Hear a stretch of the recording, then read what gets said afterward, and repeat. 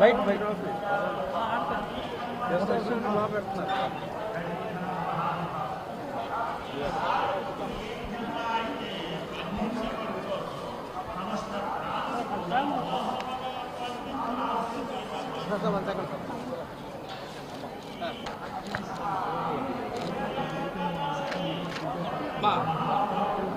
అన్నా Gopanna Gopanna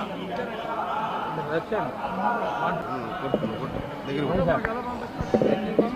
okay sir అదే sir చాలు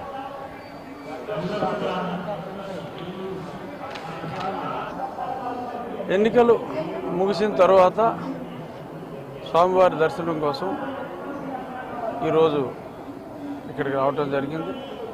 అభిషేక దర్శనం కుటుంబంతో సహా చేసుకోవటం జరిగింది.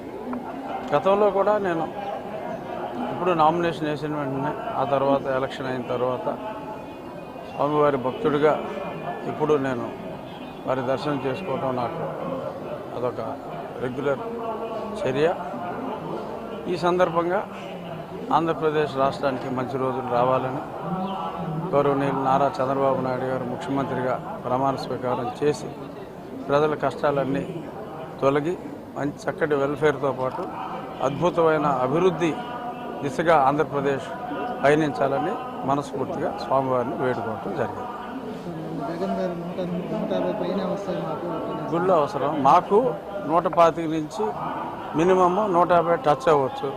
ఉన్నాయి 170 సీట్లు కాబట్టి జగన్కి 25 నుంచి ఒక 40 వరకు రావచ్చు అని నేను ఖచ్చితంగా చెప్పగలను. నా మాట నిజం అవుతుందా, జగన్ మాట నిజం అవుతుందా 4వ తారీఖు మధ్యాహ్నానికి మీకు అర్థమవుతుంది. ఖచ్చితంగా నా మాటే నిజం అవుతుంది. ఎందుకంటే స్వామి సన్నిధిలో నేను చెప్తున్నా, స్వామి సన్నిధిలో అతను